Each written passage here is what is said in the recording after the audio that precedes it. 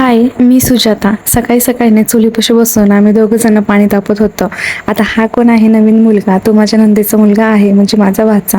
तुम्ही बघता ना, हा चुलीतला धूर आणि त्या लहानपणीच्या आठवणी पुन्हा जागे होतात. आणि खरं आनंद ना गावाकडे गेल्यानंतर ह्याचाच काहीतरी असतो. आम्ही आज लवकर उठलो होतो कारण आम्ही दर्शनासाठी तुळजापूरला निघालेलो होतो. नवीन गाडी आहे याचं पण एक निमित्त होतं आणि दुसरं पण अजून एक काम होतं. ते म्हणजे असं की आमच्या घरी ना गोंधळाचा कार्यक्रम आहे, तर त्याच्याच दर्शनासाठी आम्ही निघालेलो होतो. सकाळी लवकर निघाल्यामुळे जेवण वगैरे झालेलं नव्हतं, तर मग एक ठिकाणी जेवायला वगैरे थांबलो आम्ही. जेवण वगैरे झालं आणि मग पुन्हा आम्ही प्रवासाला निघलो. तिथे पण लाडूचे आणि छोटूचे मस्त गोंधळ चालू होता आणि आहो गाडी चालवत होते, पण आता मग ते पण कंटाळले म्हणून ते बाग आले होते बसायला. म्हणलं चला तुमचं पण थोडासा शूट घेते. त्यांना माहित नव्हतं की मी त्यांचा व्हिडिओ काढते, ते त्यांच्याच ह्याच्यामध्ये दंग होते. तिथे पोहोचल्याच्या नंतर दर्शन वगैरे केलं. मध्ये काही क्लिप घेताच नाही आली कारण तिथं अलाउड नाही कदाचित, कोणी काही दिसत नव्हतं व्हिडिओ घेताना, मग मी पण नाही घेतलेला.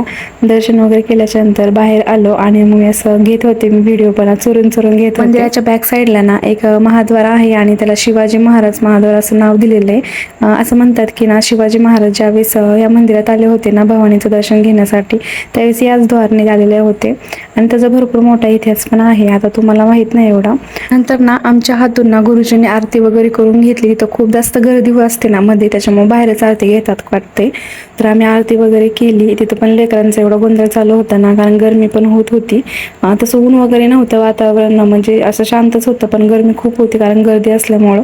दर्शनासाठी ना आम्हाला जास्त वेळ लागलेला नाही कारण परडी घेतल्यामुळे ना आम्हाला डायरेक्ट दर्शन दिले त्यांनी तिथं. आणि तो बरोबर ना ते गुरुजी त्यांना ना पूजा बाबतीत असे समजून सांगत होते. म्हणजे जो गोंधळाचा कार्यक्रम आहे ना आमच्या घरी, त्याच्या बाबतीत थोडीशी माहिती ते सांगत. माझं काम चालू होतं व्हिडिओ घ्यायचं, कारण मध्ये काही व्हिडिओ घ्यायला जमलंच नाही. म्हणलं चला इथे बाहेर तरी चुरून चुरून व्हिडिओ घ्यावा म्हणून. मंदिराच्या बॅक साईडला ना चिंतामणी म्हणून एक म्हणजे दगड आहे, त्याच्यावर हात ठेवल्याच्या नंतर ना म्हणजे आपल्या मनातली इच्छा पूर्ण होणार की नाही ते समजते. आता हे खरं आहे की खोटं ते माहित नाही, ज्याच्या त्याच्या श्रद्धेचा विषय आहे हा. त्यांना ना देवीच्या माहेरी पण गेलेलो होतो, दर्शन वगैरे घेतलं आणि रिटर्न निघालो. असा होता माझा आजचा पूर्ण दिवस. तुम्हाला जर व्हिडिओ आवडला असेल तर लाईक शेअर करा. बाय.